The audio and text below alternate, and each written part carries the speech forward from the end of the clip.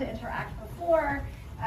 He is here as part of the Gurukul Chevening program, with which we've again, I interacted before, and I asked him in the elevator down here how he was enjoying that time, and he said, "I'm a changed person."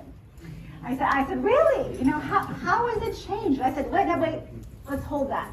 Tell everyone, how has the time, so, you know, we are part of an institution, university in general, that prides itself on you know, really spirited and open dialogue and debate, and in particular at the Blavatnik School of Government, we believe that if you change government by just a little bit, you really are able to change the lives of many, many, many people. In the case of India, of course, that's 1.4 billion people. So just give us a little flavor of how I'm glad that, Professor, you asked me this question. I still remember when Professor Maya Tudor was in our class, and she made her point of view, and it is a well-known fact that as a researcher, they have a point of view. And it is also a fact that everybody will have a point of view because we look politics very closer. I have a skin in the game inside.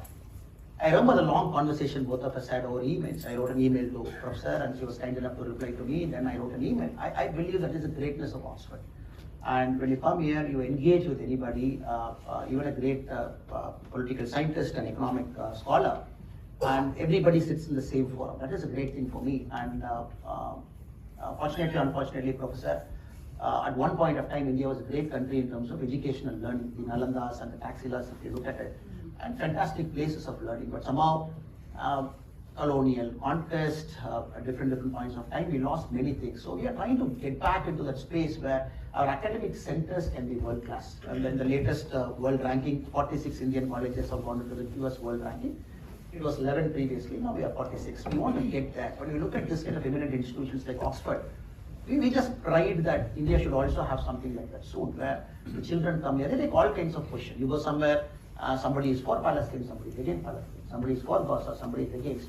But when you talk to those kids, everybody has got a point of view, and it's not necessary that you should just shut somebody down just because he's got a differing opinion. That is the big thing in Oxford. The second, for me, everywhere is the quality of resources Oxford has got, the libraries, the accessibility it gives you. And even here, and you are very kind enough, and a respectable member of the audience had a very differing point of view with you, and somebody had a differing point of view with you. And it is a greatness that we sit in the same forum, and then we engage, and we all have different points of view, but we try and find a common way inside. This I see in Oxford day after day, class after class.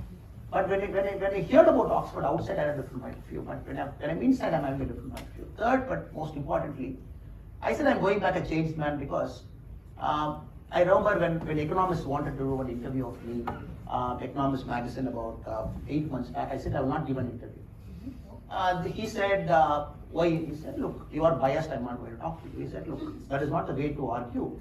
I said, okay, if that is the case, we will do one thing. I'm opening my life to you for 4 days. You can tag along with me. Everything you see. After that, you ask a question, I will reply. The reporter, a British reporter based in India, was kind enough to come with me, and 4 days he traveled with me. Then we both had a very engaging conversation. I don't want a positive or a negative story about India, madam. We are not bothered. We are only bothered about a story with perspective. So that made me wonder that maybe India is not represented very well in global forums, in Financial Times or New York Times or many places. Some of our achievements have to come in these papers, the papers that most people read. It is not that I can simply say I don't care what people in Zurich think, what people in London think, what people in Washington think, but actually you influence the money that comes into my country, the FDI that comes into my country is influenced, though I attack all the 3 indices. But all the 3 indices is a basis for World Bank to determine a country's governance mechanism based on which funds flow.